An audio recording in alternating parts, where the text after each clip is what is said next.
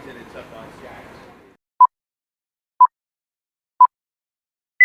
tuh. Silakan. Saudara Soekarno, Hatta, dan Rajiwan. Saya sebagai utusan Jepang ingin memberikan kemerdekaan kepada Indonesia sesuai janji Perdana Menteri Tsunaki Kaiser.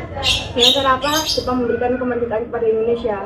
Dengan memproklamasikan kemerdekaan yang dapat diadakan beberapa hari ke depan sesuai cara kerja PPKI.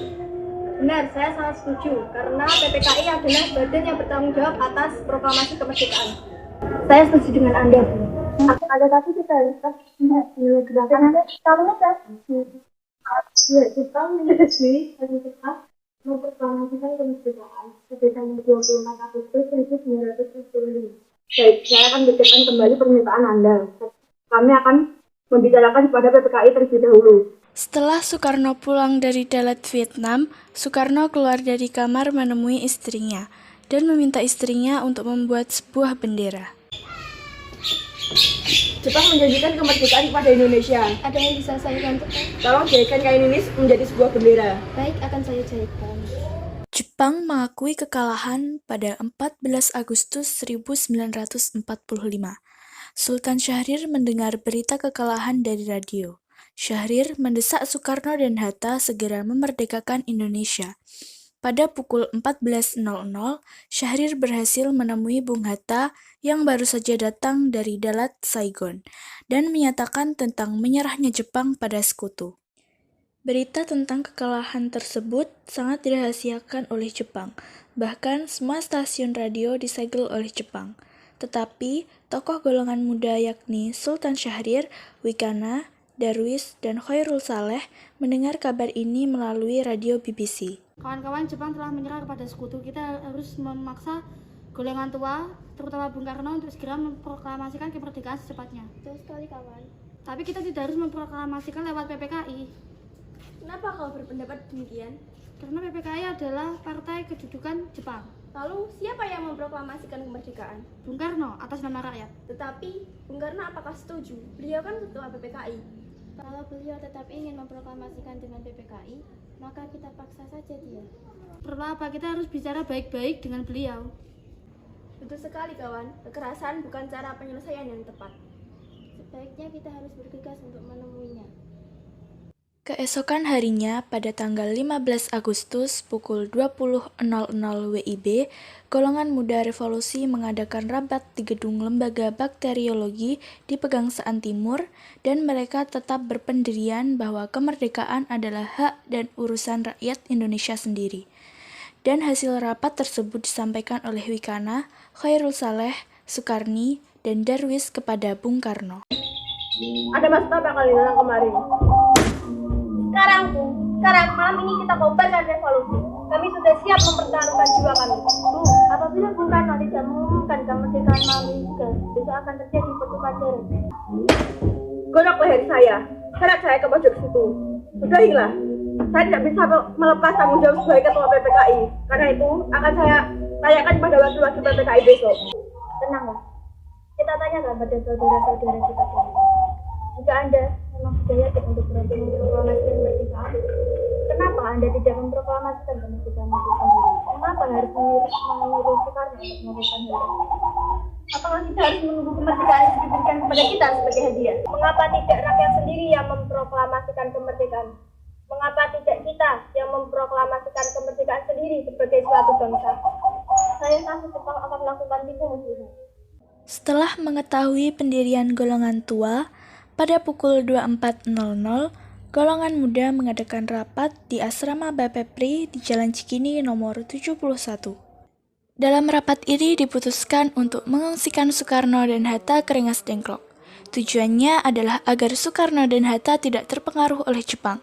Di sini, mereka kembali meyakinkan Soekarno bahwa Jepang telah menyerah dan proklamasi kemerdekaan segera dibacakan tanpa pengaruh Jepang. Pada pukul 4.00 tanggal 16 Agustus 1945, Soekarno dan Hatta dibawa ke Rengas Dengklok oleh Khairul Saleh. Singgih yang merupakan tentara peta melakukan aksi tersebut.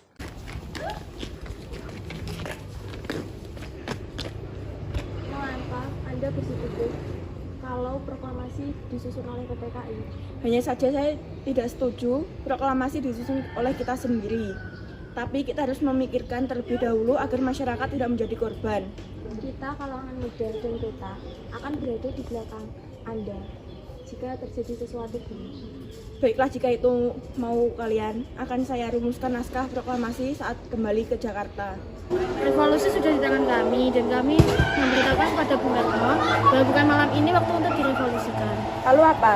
Yang paling penting dalam peperangan revolusi itu waktu yang tepat. Di Saigo saya sudah merencanakan semuanya pada tanggal 17. Kenapa harus tanggal 17? Kenapa tidak tanggal 16? Karena saya tidak dapat menerangkan dengan pertimbangan akal. Karena menurut saya tanggal 17 adalah saat-saat yang tepat.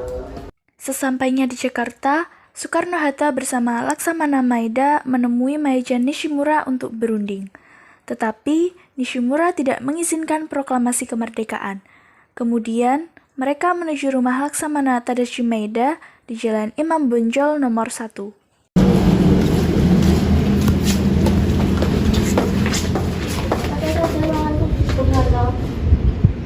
Ruangan mana yang bisa kami pakai? Ruangan yang sudah saya siapkan.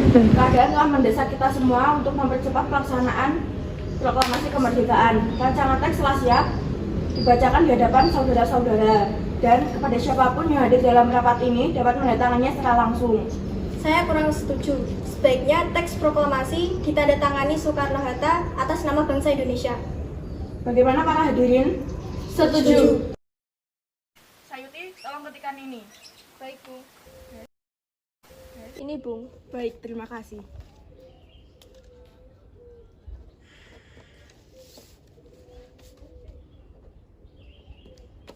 Pukul 10.00 di Jalan Pegangsaan Timur nomor 56, para undangan dan warga Jakarta pun berbondong-bondong menuju kediaman Bung Karno. Saudara-saudara sekalian, saya telah meminta saudara di sini untuk menyaksikan suatu peristiwa sejarah dalam hidup kita. Berpuluh-puluh tahun kita bangsa Indonesia telah berjuang untuk kemerdekaan tanah air kita. Bahkan telah beratus-ratus tahun. Usaha kita memperjuangkan tanah air kita tak akan berhenti. Sekarang tibalah saatnya kita benar-benar mengambil nasib bangsa dan nasib tanah air kita dalam tangan kita sendiri. Sekarang dengarkanlah proklamasi yang saya sampaikan ini. Proklamasi. Kami, bangsa Indonesia, dengan ini menyatakan kemerdekaan Indonesia. Hal-hal yang mengenai pemindahan kekuasaan dan lain-lain diselenggarakan dengan cara seksama dan dalam tempo yang sesingkat-singkatnya. Jakarta, 17 tahun 45, atas nama bangsa Indonesia Soekarno-Hatta. Merdeka! Merdeka! Merdeka! Merdeka! Merdeka! Merdeka!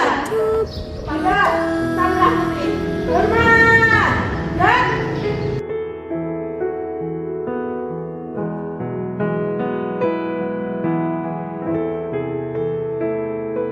Sungguh indah tanah air beta, tiada bandingnya di dunia. Karya indah Tuhan Maha Kuasa bagi bangsa yang memujanya. Indonesia Ibu Pertiwi, kau ku puja, kau ku kasihi. Tenaga bahkan pun jiwa. Peristiwa proklamasi tak berlangsung lama, namun peristiwa itu telah mengubah segala sendi kehidupan bangsa Indonesia. Peristiwa proklamasi kemerdekaan telah menjadi momentum puncak perjuangan bangsa Indonesia. Lika-liku permasalahan berujung pada akhir yang manis. Perbedaan pendapat menyatu menjadi suatu kekuatan yang padu. Bangsa yang satu, Indonesia. Oleh karena itu, kita sebagai generasi penerus bangsa harus berprestasi dalam rangka mengisi kemerdekaan tersebut, bukan malah menodainya. Kita harus bisa membalas budi para pejuang tanah air zaman dahulu dengan cara mempertahankan kemerdekaan. A few minutes later. ayo.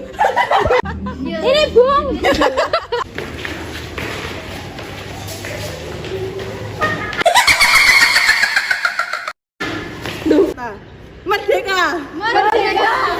Apa nih?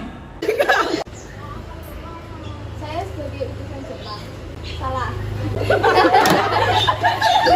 Ku coba tuh